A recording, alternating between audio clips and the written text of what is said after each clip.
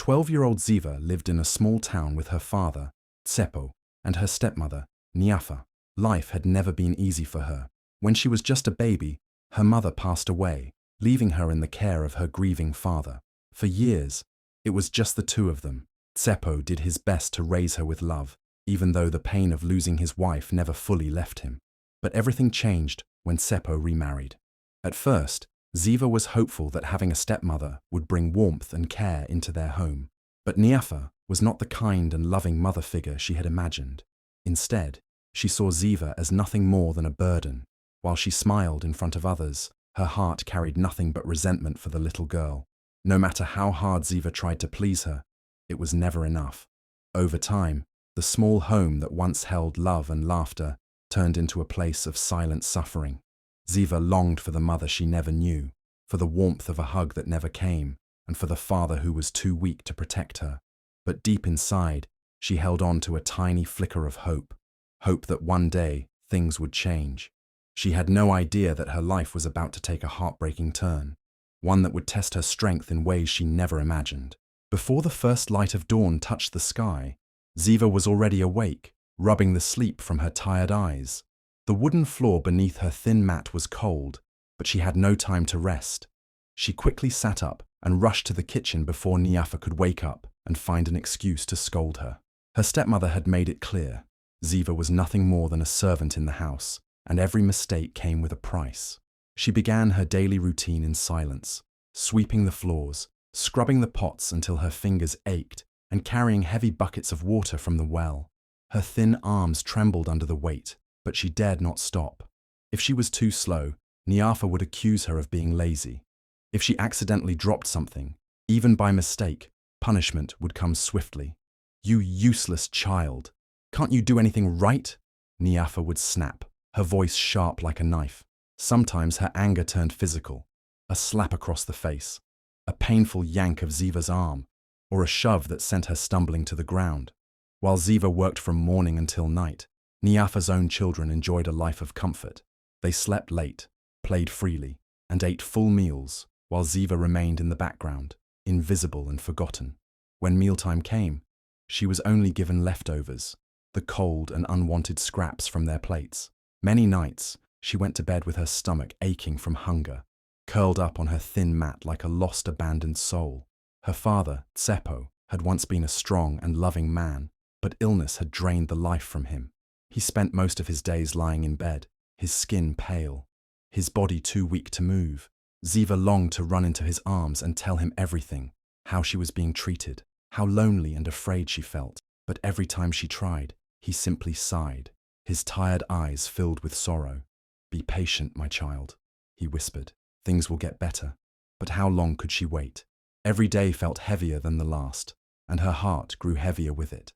At night, when the house was silent, Ziva lay awake, staring at the ceiling. From the other room, she could hear the soft laughter of Niafa and her children, their lives untouched by suffering. Hot tears slipped down her cheeks, but she made no sound.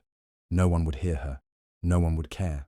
But deep in her heart, a tiny flame of hope still flickered. She didn't know how, and she didn't know when, but she believed. One day, she would be free. The night the storm arrived, Ziva never expected her life to change forever. Dark clouds covered the sky, and the wind howled through the trees, like a warning of what was to come. The air was thick with the scent of rain, and distant thunder rumbled like an angry beast. Inside the small house, Ziva was rushing to finish her chores, her hands aching from scrubbing the cold, hard floor. But no matter how much she did, it was never enough for Niafa. That night, an argument broke out. Ziva had accidentally spilled a cup of water while rushing to serve dinner. It was a small mistake, but to Niafa, it was unforgivable. "You useless child!" she screamed, her face twisting with rage. Before Ziva could explain, Niafa grabbed her arm and dragged her toward the door. "If you can't do anything right, then get out of my house," she hissed. Ziva's eyes widened with fear. "No, please. I'm sorry," she cried, struggling against Niafa's grip. But Niafa was stronger. With one hard shove, she pushed Ziva out into the raging storm and slammed the door shut behind her. The rain poured down instantly, soaking Ziva's thin dress within seconds. The wind whipped through her hair, chilling her to the bone. Shivering, she stumbled to the door and began pounding on it with all the strength she had left. "Please, Mama Niafa, let me in. It's cold," she begged, her voice breaking. But inside the house there was only silence. No footsteps, no response, nothing. Ziva pressed her ear against the door, hoping, praying that Niafa would have a change of heart. But her hopes shattered when she heard the sound of laughter from inside.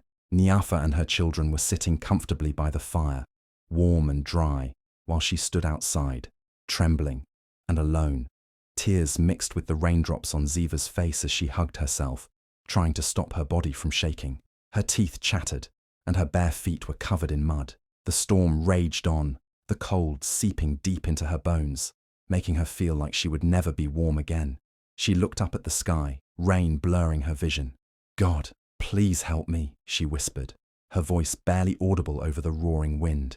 She had never felt so abandoned, so unwanted, but somewhere deep inside her heart, a tiny spark of hope refused to die.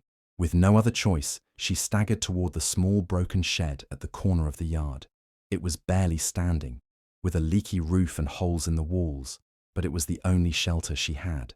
Curling up on the damp ground, she wrapped her arms around herself and closed her eyes. The storm continued to rage, but she forced herself to believe that one day she would no longer have to suffer like this. One day, she would find a way to escape.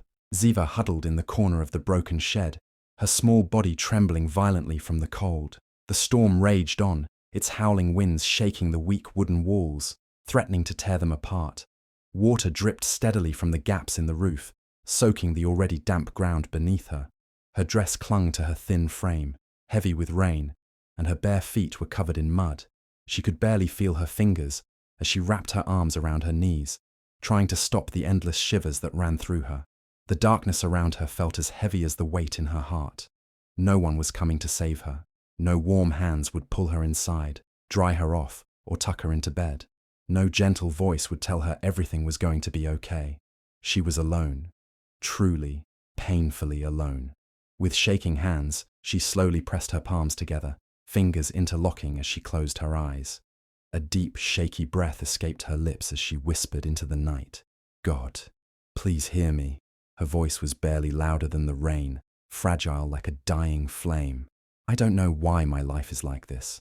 I don't know why I have to suffer so much." Her throat tightened, but she forced herself to keep going.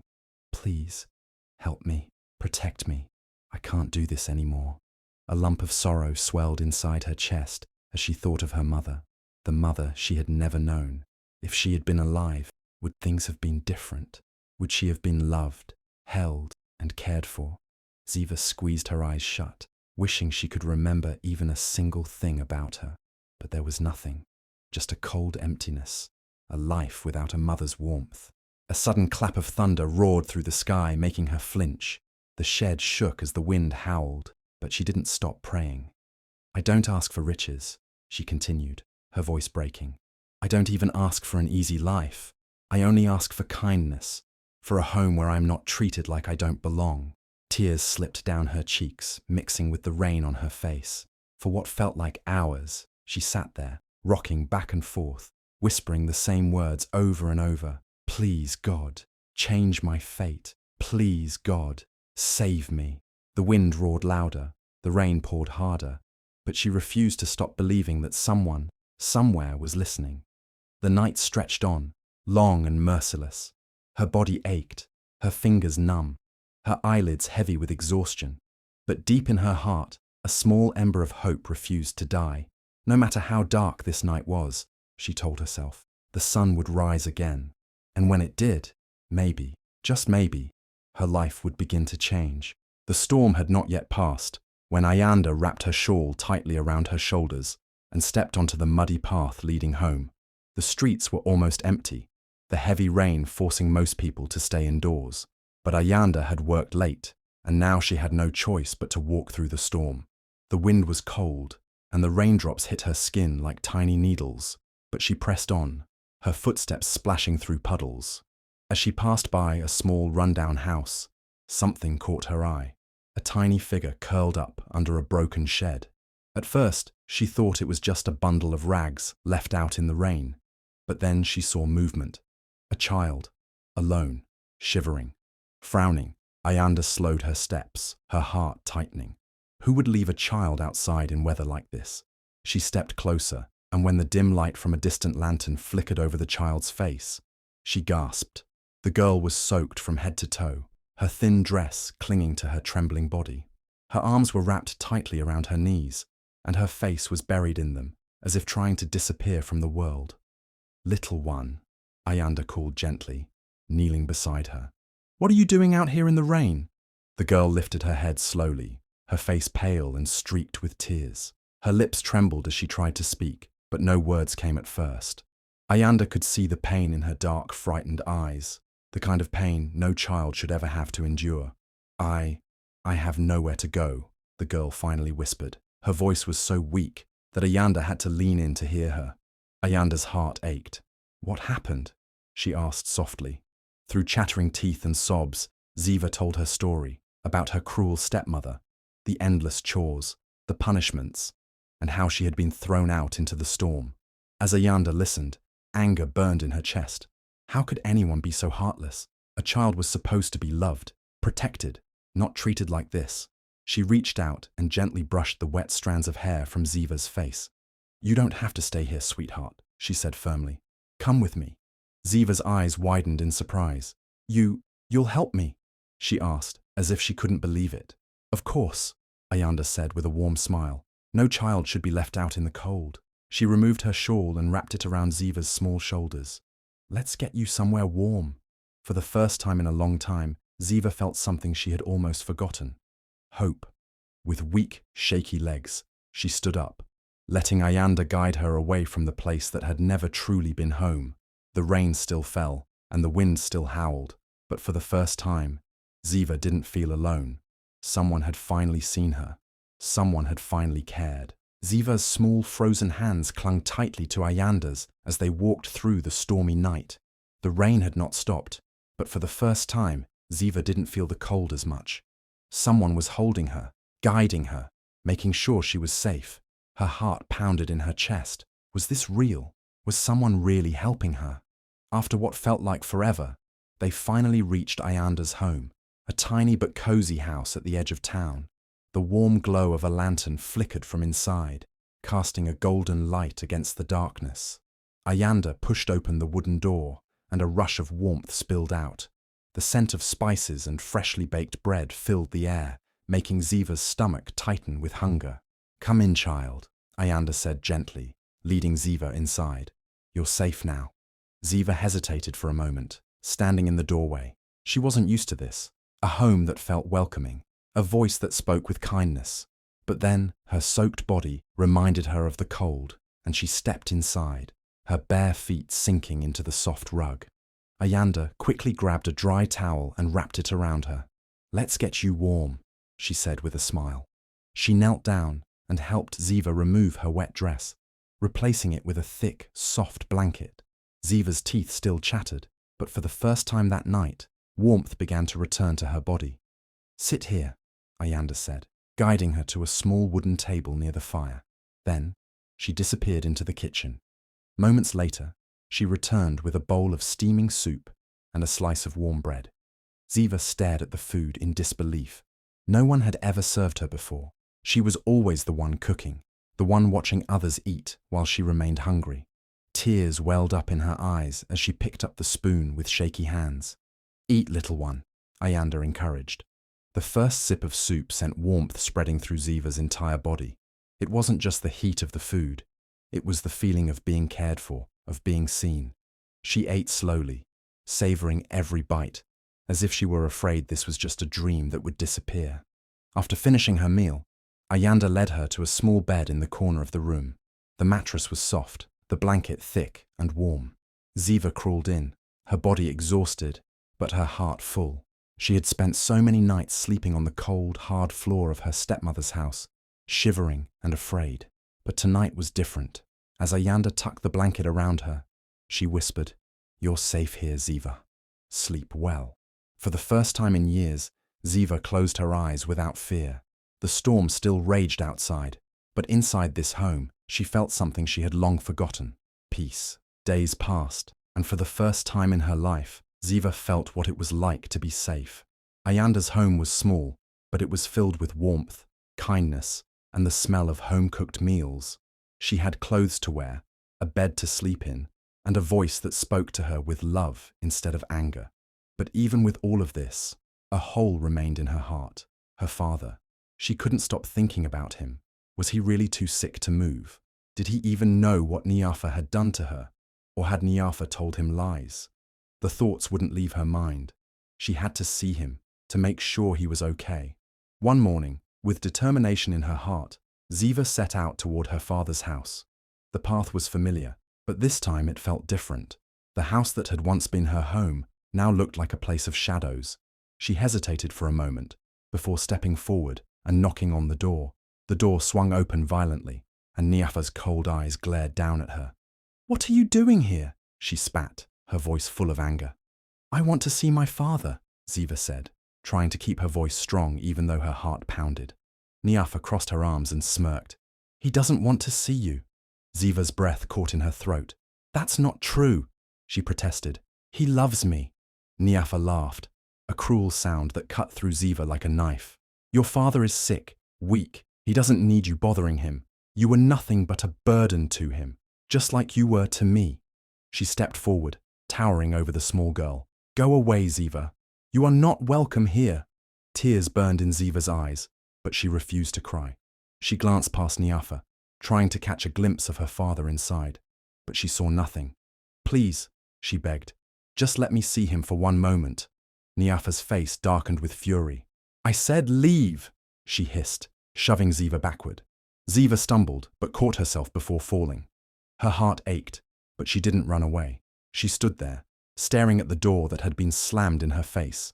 Maybe Niafa could chase her away, but she would never stop trying. Deep inside, she knew the truth. Her father would never reject her. Something wasn't right, and no matter what it took, she would find a way to see him. Ziva returned to Ayanda's home with tears in her eyes, but in her heart, she carried something stronger than sadness: determination. Niafa had lied. Ziva could feel it. Her father would never turn her away. Something was wrong, and she had to find out what. Ayanda saw the pain in Ziva's eyes the moment she walked in. She sat her down, wiped her tears, and listened carefully as Ziva told her everything. Ayanda's face grew serious. A deep frown settled between her brows. "Something is not right," she said firmly. "If your father is really sick, why hasn't anyone called a doctor?" The question made Ziva's stomach twist. She had never thought of that. If her father was ill, Niafa should have been taking care of him. Instead, she was hiding him away, refusing to let anyone see him, including his own daughter. That night, while Ziva rested, Ayanda decided to take matters into her own hands. The next morning, she visited neighbors, asking if anyone had seen Seppo lately. Some shook their heads, saying they hadn't seen him in weeks. Others whispered that they had heard coughing from inside the house but had never been invited in. The more Ayanda asked, the clearer the truth became. Seppo was sick, and Niafa was doing nothing to help him. Determined, Ayanda marched to the house and knocked on the door. She didn't flinch when Niafa opened it. Her face twisted with irritation. "What do you want?" Niafa snapped. Ayanda crossed her arms and met her glare without fear. "I want to see Seppo." Niafa let out a short, sharp laugh. "That's none of your business." "It is my business when a sick man is being hidden away without help," Ayanda shot back. "Why hasn't he been taken to a doctor? Why hasn't the community been told?" Niafa's eyes darkened. "Stay out of this, Ayanda." Her voice was low and threatening. "You don't know what you're talking about." Ayanda stepped forward. "I know exactly what I'm talking about," she said, her voice unwavering. "And if you don't let me see him, I will make sure the whole town knows what you're doing." For a moment, Niafa's face twisted with rage, her hands curling into fists. "You don't scare me," she hissed. "If you keep interfering, you will regret it." But Ayanda didn't back down. She knew she was getting close to the truth. Seppo was in danger, and she wouldn't stop until she exposed what Niafa had done. As Niafa slammed the door in her face, Ayanda made a silent promise to Ziva. She would not let this cruel woman win. She would fight for Seppo, and she would make sure Ziva got her father back. Ayanda did not stay silent. She knew that the only way to help Ziva and her father was to let everyone know what was happening. The very next morning, she went to the town's marketplace, where women gathered to sell vegetables, men exchanged news, and children played in the dusty streets. She spoke to everyone she could, telling them what she had discovered, that Tsepo was sick, hidden away, and that Niafa was refusing him medical care. At first, people were shocked. Tsepo was once a strong and hard-working man, respected by many. How could his wife neglect him like this? Some shook their heads in disbelief, but others began whispering among themselves. The whispers grew louder, spreading from home to home. The more people heard, the angrier they became. "I haven't seen Tsepo in weeks," one man exclaimed. "I heard coughing from the house, but Niafa told me he was resting," an old woman added. "She never lets anyone inside," another neighbor said. Now we know why. Soon the rumors reached the ears of the village elders, the respected leaders who settled disputes and ensured justice was served. They gathered in the town square, their faces stern as they discussed the troubling news. Allowing a man to suffer in silence, refusing him care, this was not just cruel, it was unforgivable. By the afternoon, a group of elders, along with several concerned neighbors, marched toward Tsepo's house. Their voices were firm as they called for Niafa to come outside. When she finally opened the door, her face twisted in anger as she saw the crowd standing before her. "What do you all want?" she snapped. One of the elders, a tall man with silver hair, stepped forward. "We want to see Tsepo," he said firmly. "We have heard the rumors, and we will not leave until we know the truth." Niafa's eyes darted around, searching for a way out, but she knew she was trapped. The whole town was watching. The elders, the neighbors, the friends Tsepo had once called family. All of them stood united. Realizing she had lost control, Niafa let out an angry sigh and stepped aside. "Fine," she muttered. "See for yourselves." The crowd entered the house, their eyes scanning the dimly lit room, and there, lying weakly on a thin mattress, was Tsepo. His face was pale, his body frail. He looked nothing like the strong man they once knew. His breathing was shallow, and his eyes, when they fluttered open, were filled with pain. Gasps filled the room. Women covered their mouths in shock. Some whispered prayers.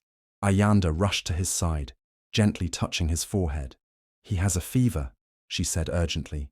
"He needs a doctor immediately." The elders turned to Niafa, their faces filled with disappointment and anger. "How could you let this happen?"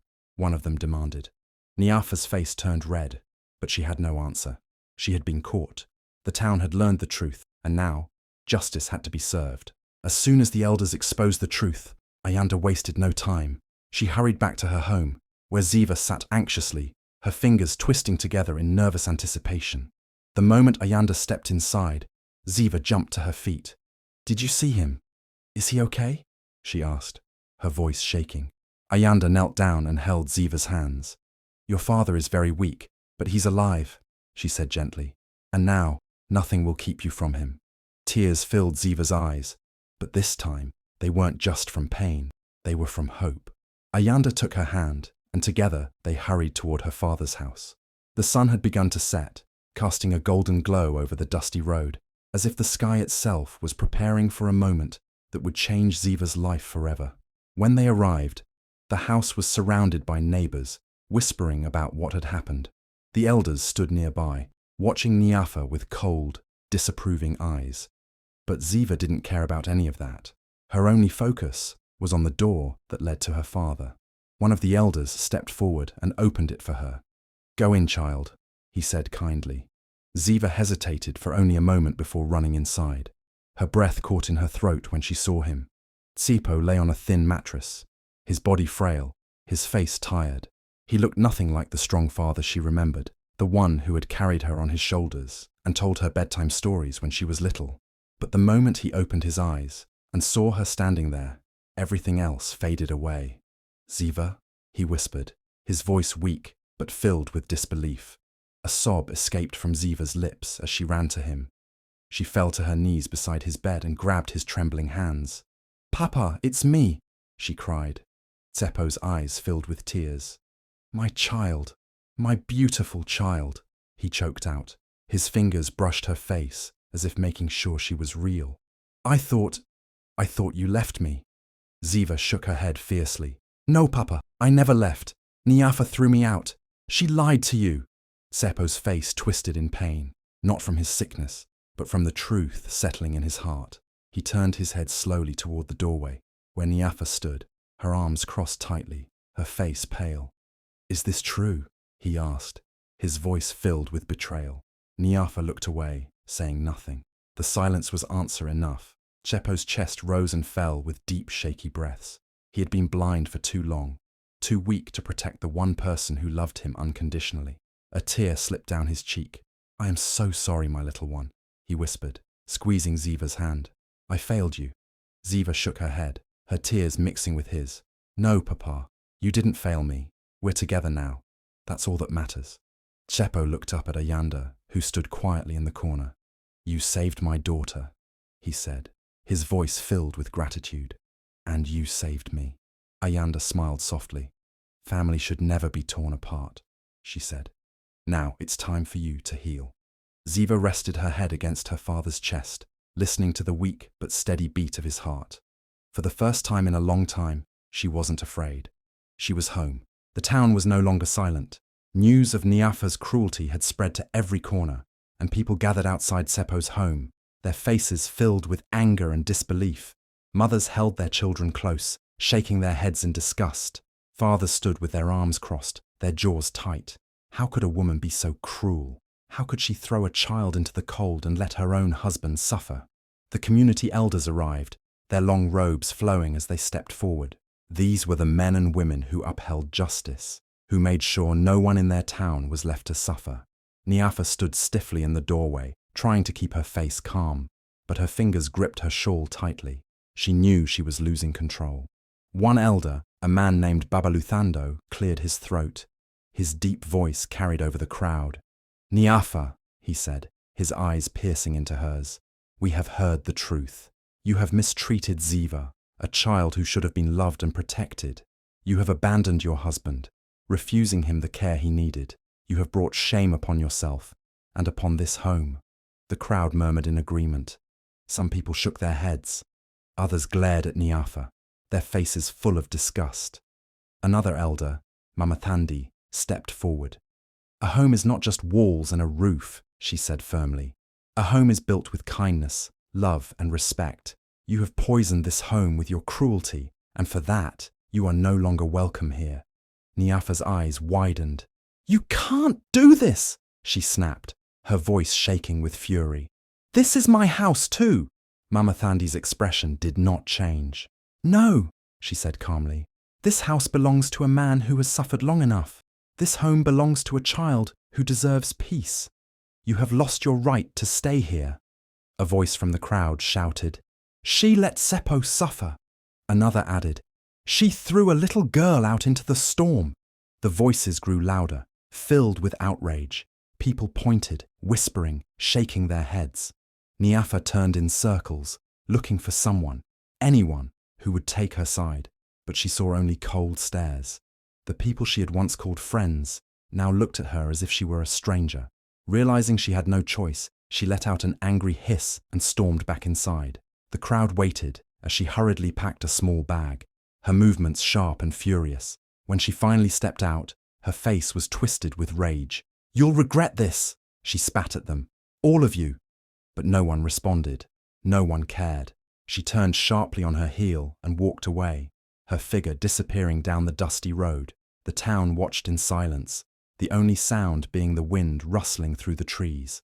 For the first time in a long time, the air around Seppo's house felt lighter, as if the darkness had finally lifted, but there was still more to do. Ayanda turned to the elders. "Seppo is too sick to stay here. He needs a doctor," she said urgently. One of the men nodded. "We will take him to the hospital immediately." The crowd sprang into action. A wooden cart was brought forward, lined with soft blankets. Strong hands lifted Seppo gently, placing him on the cart with care. His breathing was weak, but his eyes were open, watching everything. He reached for Ziva's hand, his fingers trembling. "My child," he whispered, "you are safe now." Ziva squeezed his hand tightly, tears slipping down her cheeks. "I won't leave you, Papa," she promised. As the cart rolled away, People stepped aside, watching with quiet respect. Women wiped their eyes. Children whispered to one another, sensing the importance of what they had just witnessed. Justice had been served. The wicked stepmother was gone, and now a father and daughter had been given a second chance. For the first time in a long time, Ziva woke up feeling safe. No longer did she have to fear Niafa's cruel voice or wake up before dawn to clean the house. She was in Ayanda's warm little home, wrapped in a soft blanket, smelling the sweet scent of porridge cooking on the stove. Ayanda smiled as she placed a steaming bowl in front of her. "Eat up, my girl," she said kindly. "You have a big day ahead." Ziva's heart fluttered with excitement. Today she was going back to school. It had been so long since she last sat in a classroom, holding a pencil, writing in a notebook. Niafa had forced her to drop out, saying that a girl like her was only useful for housework. But now, everything was changing. Dressed in a clean school uniform, one that Ayanda had lovingly bought for her, Ziva stood in front of the small mirror, hardly recognizing herself. Her hair was neatly braided, her shoes were polished, and for the first time, her eyes shone with happiness. "You look beautiful," Ayanda said, squeezing her shoulders. "Are you ready?" Ziva nodded eagerly. As they walked to the school, children ran past, laughing and playing. Some of them turned and stared at her, whispering to one another. They had heard her story. They knew what she had been through, but instead of pity, Ziva saw something different in their eyes: admiration. The teacher, a kind woman named Mrs. Mbeki, welcomed her with open arms. "Ziva, we are so happy to have you back," she said warmly. "Your seat has always been waiting for you." As she sat at her desk, opening a fresh notebook, a deep sense of joy filled her heart. She wasn't just surviving anymore, she was living. Meanwhile, her father, Tsepo, was recovering at the hospital. Day by day he grew stronger, his body healing with the care he had long been denied. When he was finally well enough, he came to see Ziva after school, his eyes shining with love and pride. "My little girl," he said, pulling her into a hug. "I will never let anyone hurt you again." Ziva clung to him, feeling the strength in his embrace. For the first time in years, she truly believed those words. Her past had been painful, but now she had a future filled with hope, love, and endless possibilities. That evening, as the sun dipped below the horizon, painting the sky in shades of gold and purple, Ziva sat outside Ayanda's home. A gentle breeze rustled the leaves, and the world felt peaceful in a way she had never known before. She closed her eyes, folding her hands together. This time, she did not pray for the pain to stop. She did not beg for an escape. Instead, she whispered a prayer of gratitude. "Thank you, God," she murmured, her voice filled with emotion. "Thank you for keeping me safe. Thank you for sending Ayanda. Thank you for showing me that kindness still exists in the world." Tears slipped down her cheeks, but they were not tears of sadness. They were tears of relief, of hope, of faith that had never truly left her heart. She thought about everything she had been through: the cold nights, the cruel words, the hunger, the loneliness. At times, it had felt like the darkness would swallow her whole, but even in the worst moments, she had held on to hope, and in the end, her faith had led her to people who cared. She looked at Ayanda, who was smiling warmly as she watched over her. She thought of her father, recovering in the hospital, growing stronger every day. She thought of the kind neighbors who had stood up for her, of her new classmates who welcomed her with open hearts. Ziva had once believed she was alone, but now she knew the truth. She was never alone. Faith and kindness had been her light in the darkness. With a deep breath, she wiped her tears and smiled up at the stars. No matter what the future held, she would face it with courage, knowing that love, kindness, and faith would always guide her way.